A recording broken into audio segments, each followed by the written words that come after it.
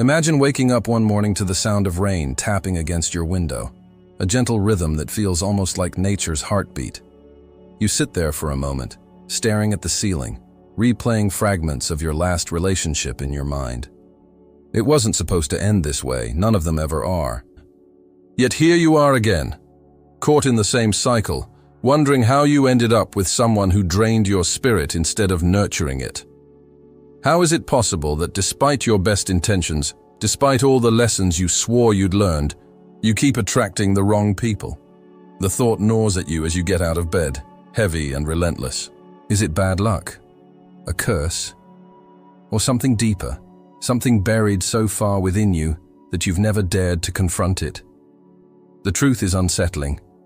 We often find ourselves drawn to those who mirror our own unresolved wounds. This isn't coincidence. It's design. Think about it. What if every person who has ever hurt you was not an accident, but a reflection? A shadow cast by parts of yourself you refuse to acknowledge or accept. Why do some people seem magnetic to us even when they radiate toxicity?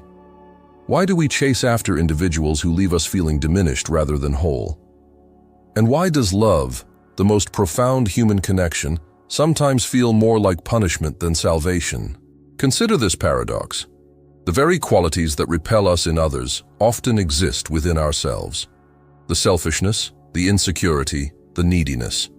We see these traits clearly in those who disappoint us, yet we remain blind to their presence within our own psyche. Perhaps because seeing them would mean confronting uncomfortable truths about who we really are. Maybe it's easier to project our flaws onto others than to face them head on. But what happens when this projection becomes a pattern? When you repeatedly choose partners who embody everything you claim to despise? Are you truly seeking love? Or are you subconsciously searching for validation, redemption, or even punishment?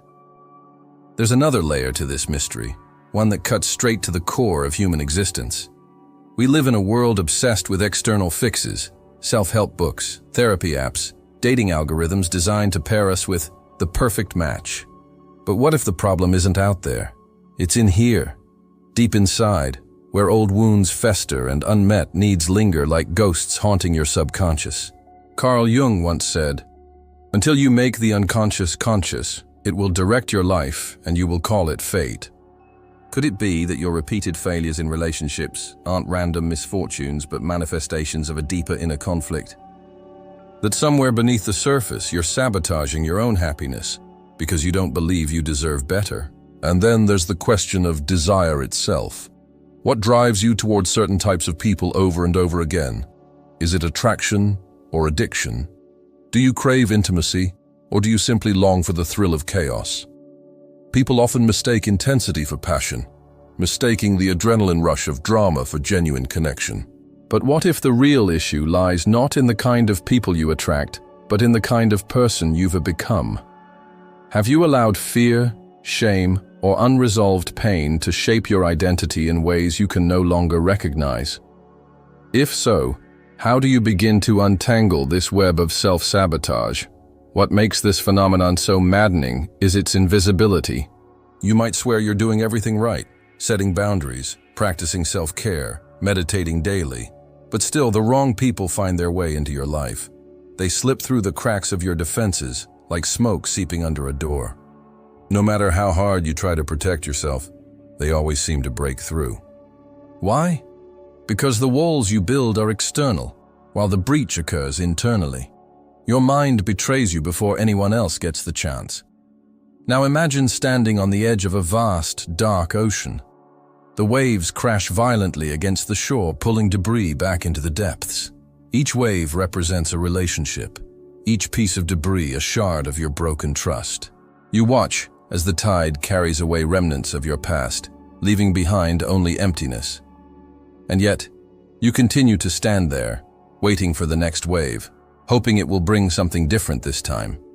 But deep down, you already know what it will carry. An echo of the same pain, disguised in new forms. Why do you stay? Why do any of us stay? This is the great question lurking beneath the surface of your recurring heartbreaks. It is not just about the people you attract. It is about the forces within you that pull them close. Forces rooted in psychology, philosophy, and the collective unconscious. Forces that shape your choices without your awareness. To understand why you keep choosing the wrong people, you must first understand why you are drawn to them in the first place.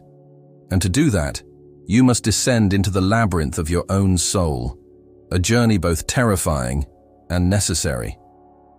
As you prepare to take this step, ask yourself, are you ready to confront the shadows within you? Ready to peel back the layers of denial and face the raw, unfiltered truth about who you are and what you truly want? Because until you do, the wrong people will keep finding their way to you, like moths drawn to a flickering light. And though they may promise warmth and comfort, they will only leave you colder and lonelier than before. But there is hope. A path forward, illuminated by wisdom from those who have walked this road before. One name stands out among them, a pioneer of the unconscious mind whose insights could hold the key to breaking free. His name is Carl Jung, and his work may just change everything you thought you knew about love, attraction, and the human condition. Let's begin. The roots of this recurring pattern run deeper than mere chance or bad decision-making. They are embedded in the architecture of your psyche. Carl Jung, one of the most revolutionary thinkers in modern psychology, believed that human behavior is driven by forces far beyond conscious awareness. He introduced the concept of the shadow, a repository for all the parts of ourselves we deem unacceptable, undesirable, or unworthy. These fragments don't simply disappear. They linger beneath the surface, influencing our thoughts, emotions, and actions from the depths of the unconscious. And when it comes to relationships, the shadow plays a particularly insidious role. Picture yourself standing in front of a mirror, but instead of seeing your reflection clearly, the glass distorts your image into something unfamiliar, yet oddly familiar. This distorted version isn't an illusion, it's the shadow self, the part of you that holds everything you've repressed: anger, jealousy, insecurity, neediness, fear. These qualities don't vanish just because you ignore them. They fester, growing louder and more demanding until they find expression in the world around you.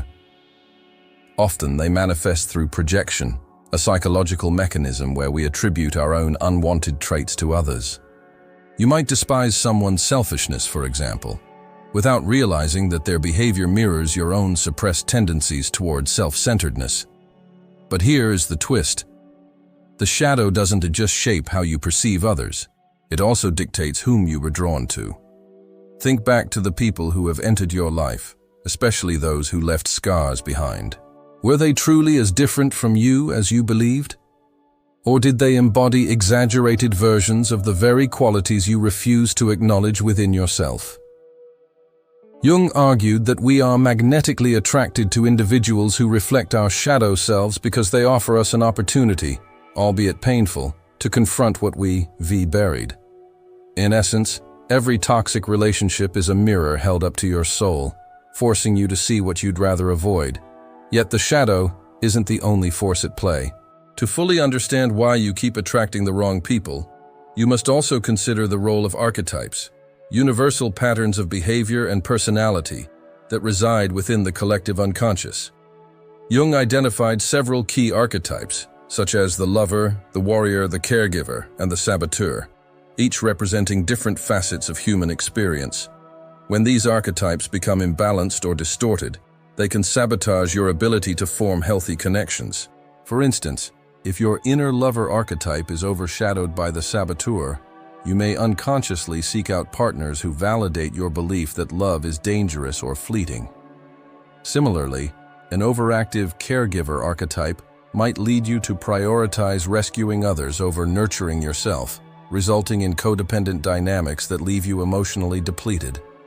Philosophers and thinkers throughout history have echoed similar ideas about the interplay between internal conflict and external reality. Friedrich Nietzsche famously wrote, "He who fights with monsters should look to it that he himself does not become a monster." His warning speaks directly to the dangers of unresolved inner turmoil. If you fail to address the darkness within, it will inevitably shape your interactions with the world. Arthur Schopenhauer took this idea further, suggesting that much of human suffering arises from unmet desires and attachments. Your relentless pursuit of love, acceptance, or validation may actually be perpetuating the very cycle of dissatisfaction you're trying to escape. Cultural and societal forces compound these psychological challenges. From childhood, you're conditioned to seek approval, conform to expectations, and suppress aspects of yourself deemed inappropriate or shameful. Society teaches you to value external success over internal harmony, creating a disconnect between who you are and who you feel you should be. Gabor Mate, a contemporary psychiatrist and author, has explored how early trauma and attachment wounds can wire the brain for dysfunction in adulthood. If your needs weren't met during critical stages of development, you may grow up seeking fulfillment in ways that ultimately harm you, choosing partners who replicate the neglect or abuse you experienced as a child, for example. This isn't a conscious choice. It's a survival mechanism rooted in the primal need for connection, even if that connection is toxic. Zygmunt Bauman, a sociologist known for his work on modernity and relationships, offers another perspective on this phenomenon. He describes the current era as liquid modernity, characterized by impermanence, uncertainty, and a constant search for meaning. In such a fragmented world, relationships often serve as anchors, or so we think. Yet instead of providing stability, they frequently exacerbate feelings of isolation and inadequacy. The pressure to present a curated, idealized version of yourself online and offline only deepens the divide between authenticity and performance. You may find yourself drawn to people who fit this performative mold, mistaking surface-level charm for genuine compatibility. But when the facade crumbles, as it inevitably does, you're left grappling with the emptiness beneath. Jung also emphasized the importance of individuation, the lifelong process of integrating the conscious and unconscious aspects of the self. Individuation requires confronting the shadow, balancing archetypal energies, and cultivating self-awareness. Without it, you remain fragmented, projecting your unresolved issues onto others and repeating destructive patterns. Viktor Frankl, another towering figure in existential philosophy, argued that meaning is the cornerstone of human existence. If you lack a clear sense of purpose or identity, you may unconsciously seek validation through relationships, hoping that another person will fill the void within you. But no amount of external affirmation can compensate for internal emptiness. This brings us to a sobering realization. The wrong people aren't the problem. You are. Not in a judgmental or accusatory way, but in the sense that the answers lie within you. Every toxic partner, every failed relationship, every moment of heartbreak carries a message meant to guide you toward wholeness. The question is whether you're willing to listen. Are you ready to stop blaming fate, circumstance, or other people for your misfortunes and take responsibility for your choices? Because until you do, the shadow will continue to pull strings, orchestrating encounters designed to force you into self-confrontation. As daunting as this journey may seem, there is a glimmer of hope. Understanding the psychological and philosophical roots of this issue empowers you to break free from its grip. By shining a light on the hidden forces shaping your behavior, you begin to reclaim agency over your life. But awareness alone isn't enough. It must be paired with action. And that action begins with dismantling the walls you've built around your true self, brick by painstaking brick. Only then can you step into a new paradigm, one where you attract not reflections of your pain, but embodiments of your potential. What lies ahead is neither easy nor comfortable, but it is necessary. It demands courage, vulnerability, and a willingness to face the darkest corners of your soul. But remember this: the same forces that have kept you trapped in cycles of dysfunction also hold the key to liberation. The next step is to uncover how these unseen forces silently shape not only your personal reality, but the broader fabric of society, and why breaking free requires nothing less than a radical shift in perspective. The consequences of ignoring the shadow and its influence extend far beyond individual heartbreak. They ripple outward, shaping the fabric of society itself. Consider the collective impact of millions of people trapped in cycles of self-sabotage, each projecting their unresolved wounds onto others. What emerges is a culture rife with dysfunction, where intimate relationships become battlegrounds for unmet needs, and societal structures mirror the fragmentation within. This silent epidemic of disconnection doesn't just harm you personally. It perpetuates systems of inequality, exploitation, and alienation on a global scale. To understand how this happens, you must first examine the role of cognitive biases, mental shortcuts that distort your perception of reality. One such bias, confirmation bias, ensures that you seek out evidence supporting pre-existing beliefs while dismissing information that challenges them. If you believe you're unworthy of love, for example, you'll unconsciously gravitate toward partners who reinforce that belief. Every slight, every betrayal becomes proof of your inadequacy, cementing a narrative that keeps you stuck. Similarly, the negativity bias predisposes you to focus on pain rather than joy, making toxic relationships feel disproportionately significant compared to healthy ones. These biases aren't flaws. They're evolutionary adaptations designed to help humans survive in hostile environments. But in the modern world, they often work against you, amplifying suffering and entrenching destructive patterns. Neurologically, these tendencies are reinforced by the brain's reward system, which craves novelty and intensity. Dopamine, the neurotransmitter associated with pleasure and motivation, surges not only during moments of genuine connection, but also during conflict and chaos. This explains why tumultuous relationships can feel addictive. The highs are exhilarating, and the lows keep you hooked, desperate to recapture what was lost. Over time, this cycle rewires your neural pathways, training your brain to equate love with turbulence. It's no wonder so many people mistake drama for passion, clinging to partners who ignite fireworks even as they burn everything else to ashes. Cultural conditioning further exacerbates the problem. From fairy tales promising happily ever after, to Hollywood romances glorifying grand gestures and obsessive devotion, society bombards you with distorted ideals of love. These narratives create unrealistic expectations, setting you up for disappointment when real-life relationships inevitably fall short. Worse still, they normalize harmful behaviors under the guise of romance. Jealousy framed as proof of love, possessiveness mistaken for loyalty, manipulation disguised as charm.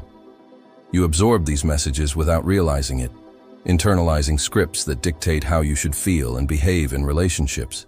And because these scripts prioritize external validation over inner fulfillment, they leave you vulnerable to repeating the same mistakes.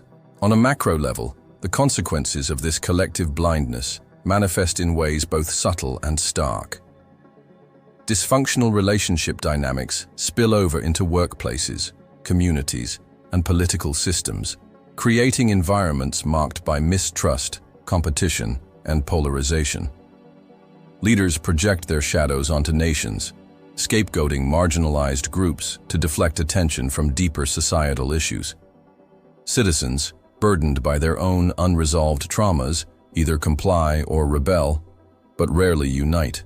The result is a fractured world where empathy erodes, cooperation falters, and isolation reigns supreme. Jean-Paul Sartre captured this existential tension in his assertion that hell is other people. While his words were meant metaphorically, they resonate deeply in a society increasingly defined by disconnection. Social media amplifies this phenomenon, offering endless opportunities for comparison and performance. You curate highlight reels of your life, presenting an image of perfection that leaves little room for vulnerability. Meanwhile, algorithms feed you content tailored to your insecurities, reinforcing the illusion that everyone else has it figured out except you. The more you consume, the lonelier you feel, a paradoxical loop that deepens the chasm between authenticity and artifice. And yet, beneath the surface of this fragmented existence lies a universal truth. Human beings are wired for connection. Aldous Huxley explored this duality in Brave New World, portraying a dystopian future where technological advancements sever humanity's ties to genuine emotion. In doing so, He warned of a world where convenience replaces intimacy and superficial pleasures mask profound emptiness. His cautionary tale feels eerily prescient today, as digital interactions supplant face-to-face communication and virtual validation substitutes for meaningful engagement. The danger isn't merely losing touch with others, it's losing touch with yourself. The urgency of addressing these unseen forces cannot be overstated. Each day you delay confronting your shadow, you allow it to grow stronger, casting longer and darker shadows across your life. Relationships continue to falter, careers stagnate, dreams remain unfulfilled, all because you refuse to look inward. But here's the catch. The longer you wait, the harder it becomes to break free. Cognitive biases harden into habits. Neurological pathways solidify into default settings. Cultural scripts embed themselves into your identity. Breaking free requires dismantling these entrenched patterns, piece by painful piece. Albert Camus once wrote, "In the midst of winter I found there was within me an invincible summer." His words remind us that even in our darkest moments, there exists the potential for transformation. But accessing that potential demands courage, the kind of courage that comes from facing truths too uncomfortable to ignore. It means acknowledging the ways in which you've contributed to your own suffering, taking ownership of your choices, and committing to change despite the odds. It means recognizing that the wrong people in your life aren't accidents, they're messengers urging you to wake up. As you stand at this crossroads, consider the cost of inaction. How much longer will you tolerate the weight of unexamined pain? How many more relationships will you sacrifice to the altar of avoidance? And what kind of legacy do you wish to leave behind? Not just for yourself, but for those who depend on you, who look to you for guidance, who deserve better than the version of you shaped by fear and denial. The answers to these questions aren't easy, nor are they meant to be. They're designed to shake you awake, to force you to confront the magnitude of what's at stake. Breaking free begins with rebellion, a conscious decision to defy the status quo, to reject the narratives that have kept you small, and to embrace a new way of being.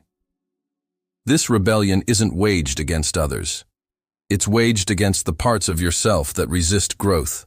It's about reclaiming your power, rewriting your story, and stepping into a future defined not by repetition, but by reinvention. But before you can embark on this journey, you must first understand the tools and strategies necessary to dismantle the invisible chains binding you. Only then can you forge a path toward true freedom, a path illuminated by insights both ancient and radical, timeless and transformative. Are you ready to rise? Rising begins with rebellion, a deliberate, often uncomfortable rejection of the narratives that have shaped your life thus far. To break free from the gravitational pull of the wrong people, you must first dismantle the framework of beliefs, habits, and fears that keep you tethered to them. This isn't a linear process. It's messy, non-linear, and deeply personal. But it starts with a single, counterintuitive truth. The problem isn't out there, it's in here, within you. And until you confront the internal architecture of your suffering, no external change will suffice. The first step is deconstruction, tearing down the walls you've built around your shadow self. These walls aren't just barriers protecting you from pain, they're prisons confining you to patterns of dysfunction. You've spent years fortifying them, convinced that keeping certain parts of yourself hidden is safer than exposing them to the light. But safety, as Jung reminds us, is often an illusion. The parts of yourself you deny don't disappear. They grow louder, finding expression through the people and circumstances you attract. Deconstruction requires sitting with this discomfort, allowing yourself to feel the raw, unfiltered emotions you've suppressed for so long. Fear, shame, anger, grief. Only by acknowledging these feelings can you begin to integrate them, transforming shadows into sources of strength rather than sources of sabotage. This work demands radical honesty, not just with others but with yourself.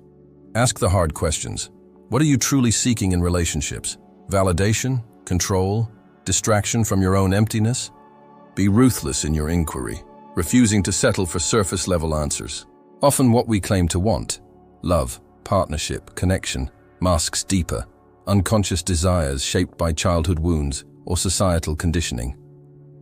For example, if you grew up in an environment where affection was conditional, you may unconsciously seek partners who replicate this dynamic, perpetuating cycles of neglect and longing. Recognizing these patterns is the first step toward breaking them, but recognition alone isn't enough. You must actively challenge the scripts you've internalized, rewriting them with intention and clarity. One powerful tool for this transformation is mindfulness, the practice of observing your thoughts and emotions without judgment. Mindfulness allows you to create distance between yourself and your impulses, giving you the space to choose how you respond rather than reacting automatically. When you notice yourself drawn to someone who embodies your shadow traits, pause. Breathe. Ask yourself, why am I attracted to this person? What need are they fulfilling or failing to fulfill? This moment of awareness interrupts the cycle, empowering you to make conscious choices instead of falling back on old patterns. Over time, mindfulness rewires your brain, weakening the grip of cognitive biases and fostering greater emotional resilience. Another essential strategy is boundary setting, not just with others but with yourself. Boundaries aren't about control, they're about self-respect. They communicate to the world and to your own psyche that you value yourself enough to protect your energy, time, and well-being. Setting boundaries with yourself means refusing to indulge in behaviors that undermine your growth, such as ruminating over past hurts, obsessing over unavailable partners, or prioritizing others' needs at the expense of your own. It also means learning to say no, not out of fear, but out of love for the person you're becoming. Boundaries are acts of liberation, freeing you from the tyranny of external validation and enabling you to cultivate inner sovereignty. History offers countless examples of individuals who broke free from similar chains, forging new paths despite immense resistance.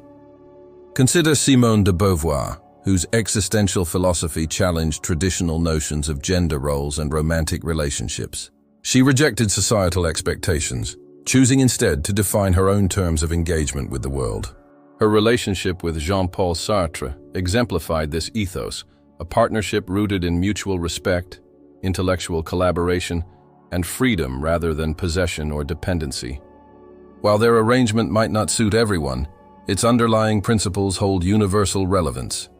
Relationships thrive when built on authenticity and agency, not coercion or compromise. Similarly, the life of Rumi, the 13th century Persian poet and mystic, provides a profound lesson in transcending attachment. After losing his beloved mentor Shams Tabrizi, Rumi channeled his grief into art, producing some of the most enduring poetry in human history. His work speaks to the transformative power of loss, showing how heartbreak can become a catalyst for spiritual awakening. Rather than clinging to what was lost, Rumi embraced the void, using it as a gateway to higher consciousness. His journey underscores a vital truth. Letting go isn't about erasing the past. It's about integrating it, allowing its lessons to shape your future without defining it. But perhaps the most potent act of rebellion lies in redefining success. In a culture obsessed with achievement, status, and material wealth, true fulfillment often feels elusive. Yet Viktor Frankl's seminal work, Man's Search for Meaning, reminds us that meaning, not happiness, is the ultimate goal of human existence. Meaning arises not from external accomplishments, but from the alignment of your actions with your deepest values. When you shift your focus from finding the right person to living authentically, relationships naturally fall into place. Healthy partnerships emerge organically when you prioritize self-awareness, integrity, and purpose over fleeting validation or superficial compatibility. To support this transformation, surround yourself with mirrors, not of distortion, but of reflection. Seek out mentors, friends, and communities committed to growth and accountability. Engage in practices that foster self-discovery, whether through therapy, journaling, meditation, or creative expression.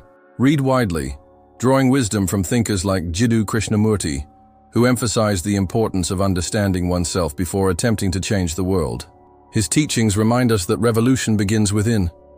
The greatest revolution is the one that occurs inside you. As you embark on this journey, remember that rebellion isn't a solitary endeavor, it's a collective awakening. Each step you take towards self-liberation contributes to a larger shift in consciousness, challenging the systems and structures that perpetuate disconnection. By reclaiming your power, you inspire others to do the same, creating ripples of change that extend far beyond your immediate circle. And yet, breaking free is only the beginning. True freedom lies not in escaping the wrong people, but in attracting the right ones, those who reflect not your wounds, but your wholeness. To achieve this, you must undergo a final, alchemical transformation, one that transcends ego, integrates opposites, and aligns you with the essence of who you truly are. This is the ultimate realization, the revelation that will redefine everything you thought you knew about love, attraction, and the human condition. To arrive at the ultimate truth, you must first confront the greatest paradox of all. The wrong people in your life were never the enemy. They were teachers, harsh, unyielding, and often cruel, but teachers nonetheless. Each betrayal, each abandonment, each moment of heartbreak was a lesson cloaked in pain, urging you to see what you refused to acknowledge within yourself. The realization that dawns now is not merely intellectual, it is visceral, shattering the illusion of separation between you and the world around you. It forces you to confront an immutable fact. The relationships you attract are not random occurrences, but manifestations of your inner state. You do not find people. You create them through the energy you emit, the beliefs you hold, and the version of reality you inhabit. This revelation dismantles the binary framework through which you viewed love and attraction. Up until this point, you may have seen relationships as either good or bad, healthy or toxic, successful or failed. But these distinctions are artificial constructs designed to simplify a profoundly complex dynamic. Love, in its purest form, transcends such categories. It is neither inherently redemptive nor destructive. It simply is. What determines its expression is not the external circumstances, but the internal landscape from which it arises. When approached with awareness, even the most painful relationships can serve as gateways to growth. Conversely, when entered blindly, even seemingly perfect unions can devolve into stagnation or complacency. Jung's concept of individuation provides the key to unlocking this higher understanding. Individuation is not about achieving perfection or eradicating flaws. It is about embracing the totality of who you are, the light and the dark, the beautiful and the broken. By integrating your shadow, you cease projecting it onto others, freeing yourself from the endless cycle of attraction and repulsion. This process transforms the way you relate to both yourself and the world. No longer do you seek partners to complete you, validate you, or rescue you from your perceived inadequacies. Instead, you enter relationships as a whole person, capable of giving and receiving love without attachment or fear. In this state, attraction becomes less about fulfilling needs and more about celebrating shared humanity. The implications of this shift extend far beyond personal relationships. On a societal level, individuation has the power to dismantle systems of oppression, exploitation, and alienation. When individuals awaken to their wholeness, they stop seeking external scapegoats for their suffering. They recognize that the other, whether defined by race, gender, class, or ideology, is not the source of their pain, but a reflection of their own fragmented psyche. This recognition fosters empathy, compassion, and unity, breaking down the barriers that divide us. As Jung wrote, the meeting of two personalities is like the contact of two chemical substances. If there is any reaction, both are transformed. Imagine a world where every interaction catalyzes transformation rather than conflict, a world shaped by conscious connection rather than unconscious projection. Yet the journey toward wholeness is not without its challenges.